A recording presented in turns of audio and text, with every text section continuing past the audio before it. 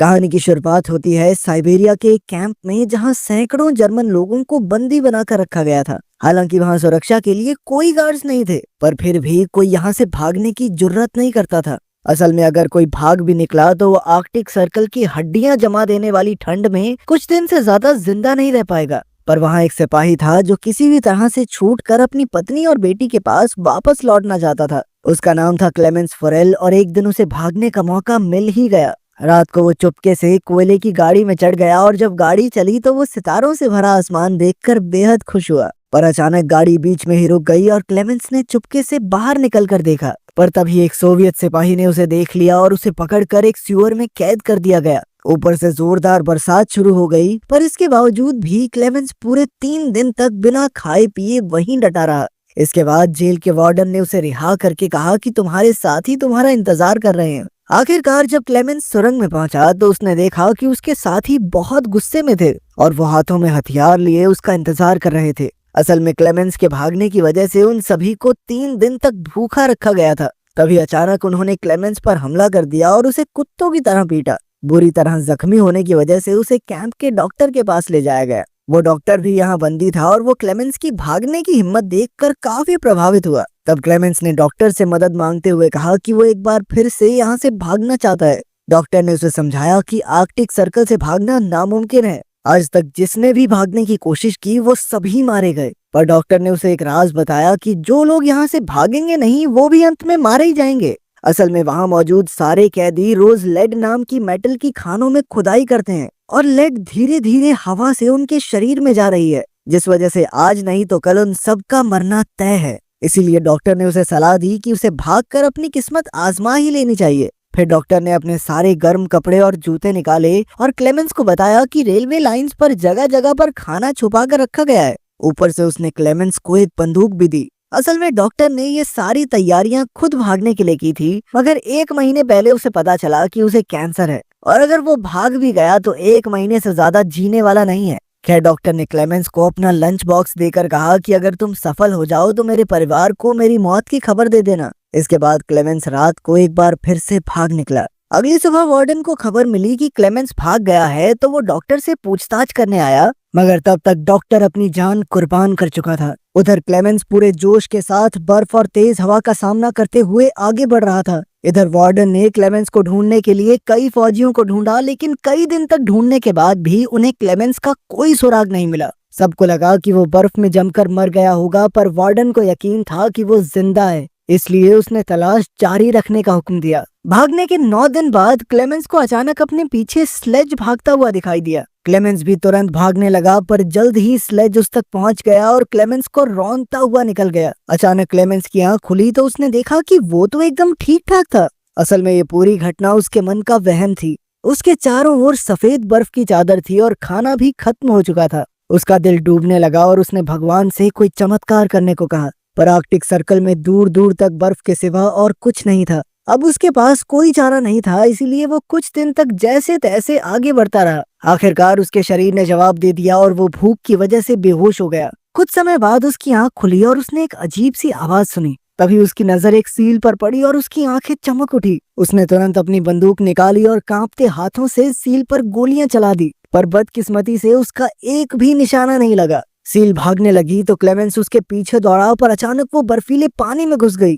खैर, उसने ज्यादा न सोचते हुए एक गोली चलाई और आखिरकार सील को मारने में कामयाब रहा। खाना खाने के बाद उसने अपने पैरों पर पट्टियां बांध ली ताकि ठंड से उसे थोड़ी राहत मिले। थोड़े आराम के बाद क्लेमेंस फिर से अपने सफर पर निकल पड़ा। अपने अकेलेपन और इतने लंबे सफर में उसका दिमागी संतुलन आसानी से बिगड़ सकता था, इसीलिए वो लगातार खुद से बातचीत करता रहा। साथ ही वो थोड़ा चलने के बाद कंपास से अपनी दिशा देखता था ताकि वो यहाँ गुम ना हो जाए। इसी तरह कई दिन चलने के बाद उसे बर्फ के बीचों बीच एक पेड़ दिखाई दिया। उसे देखकर क्लेमेंस खुशी से पागल हो गया और भागकर उसने पेड़ को गले लगा लिया। असल में इस पेड़ का मतलब था कि 2 महीने तक लगातार चलने के बाद आखिरकार वो आर्कटिक सर्कल से बाहर आ गया था। दूसरी ओर जेल के वार्डन ने अब भी हार नहीं मानी और 500 किलोमीटर के एरिया की तलाशी लेने का हुक्म दिया। उधर क्लेमेंस जंगल तक पहुंच गया था, पर अचानक वहां बर्फीला तूफान शुरू हो गया। ये तूफान इतना भयानक था कि बड़े बड़े पेड़ भी उखड़ कर गिर गए थे। जैसे ही क्लेमेंस उठा तो अचानक एक बड़ा सा पेड़ उसके ऊपर गिर पड़ा।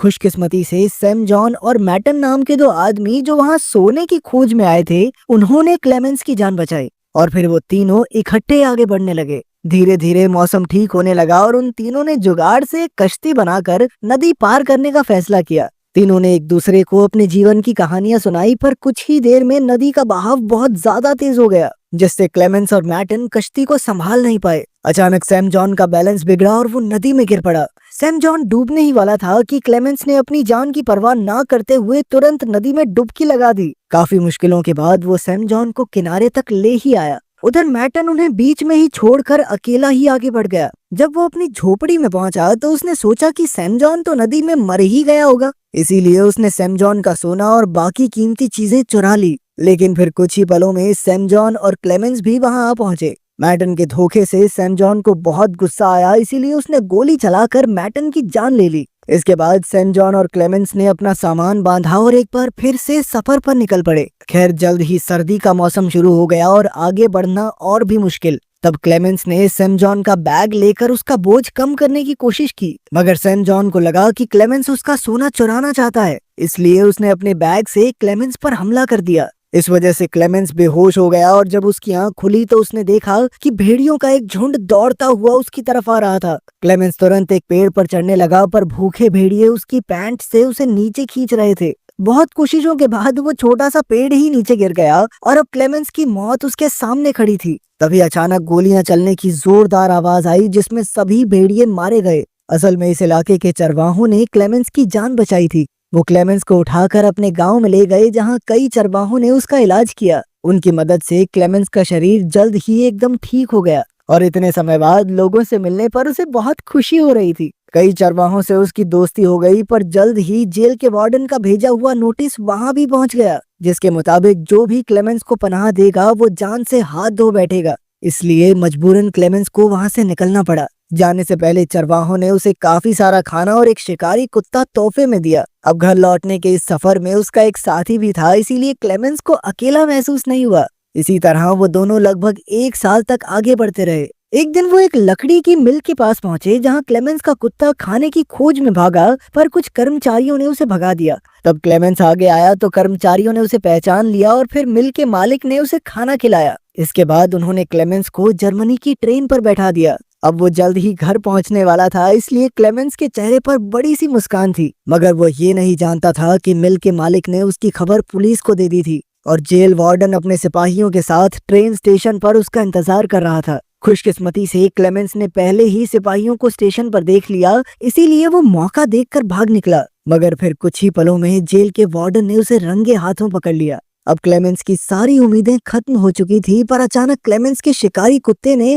वार्डन पर हमला करके उसे बुरी तरह काट लिया। अपने कुत्ते की वफादारी की बदौलत क्लेमेंस को भागने का एक और मौका मिल गया, पर तभी उसे गोलियों की आवाज सुनाई दी और वो समझ गया कि वार्डन ने उसके कुत्ते को मार दिया है। मगर क्लेमेंस उसकी मौत का शोक भी नहीं मना पाया और लगातार भागता रहा। मौका देखकर वो एक पुल पर चढ़ा और नीचे से गुजर रही ट्रेन पर कूद गया। आज एक बार फिर से वो बाल बाल बच निकला था। इसके बाद वो लगातार अपने रास्ते पर आगे बढ़ता रहा। इसी तरह काफी समय बीता और साल 1952 आ गया, जब क्लेमेंस के पास ना तो पैसे की फूटी कौड़ी थी और ना ही खाने को दाना। वो एक मेले में घूम रहा था, जहां उसकी नजर लजीज खाने पर पड़ी, मगर दुकानदार ने उसे धुतकार कर भगा दिया। चलते चलते वो पैनकेक्स के ठेले पर आया, जहां 2 लड़कियों ने उसका स्वागत किया, मगर उसके पास पैसे नहीं थे, इसीलिए वो खुद ही निराश होकर आगे बढ़ गया। मगर एक नेक दिल लड़की को उस पर तरस आ गया और उसने पैनकेक का एक टुकड़ा तोड़कर एक बच्चे के हाथ क्लेमेंस को दिया। पहले तो क्लेमेंस हिचकिचाया, पर फिर उसने पैनकेक लेकर खा ही लिया।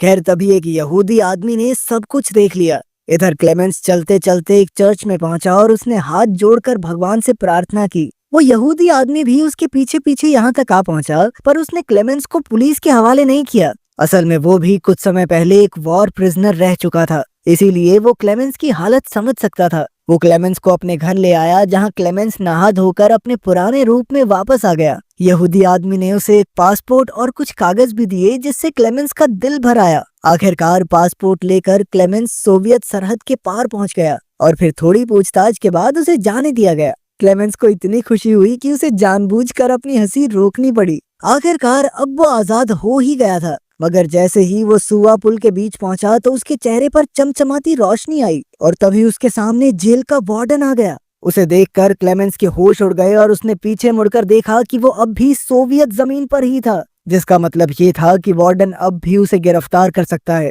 अब क्लेमेंस का दिल डूब गया क्योंकि उसकी इतने सालों की कड़ी मेहनत के बाद अब आजाद होने की चाहत मिट्टी में मिल रही थी। पर अचानक उसने देखा कि वार्डन उसके रास्ते से हट गया। क्लेमेंस को अपनी आंखों पर विश्वास नहीं हुआ, मगर वो धीरे धीरे आगे बढ़ा। असल में क्लेमेंस की जिंदा रहने की चाह और 7 साल का दर्दनाक सफर तय करके यहाँ तक पहुँचने के जज्बे ने वार्डन का दिल जीत लिया था। इसीलिए वार्डन ने क्लेमेंस को जाने दिया। मगर एक फौजी होने के नाते वो जीत गया था, क्योंकि आज अगर वो चाहता तो क्लेमेंस को गिरफ्तार करके उसका खेल खत्म कर सकता था। आखिरकार क्लेमेंस सरहद पार करके अपने घर पहुंच गया, जहां उसकी पत्नी और बेटी चर्च के लिए निकल रहे थे। क्लेमेंस भी उनके पीछे पीछे गया और चर्च में उसकी बेटी ने उसे पहचान लिया और फिर वो दौड़कर अपने पिता से लिपट गई। आपके हिसाब से वार्डन ने सही किया या उसने अपने देश से गद्दारी की? कमेंट्स में जरूर बताना। मिलते हैं अगली वीडियो में।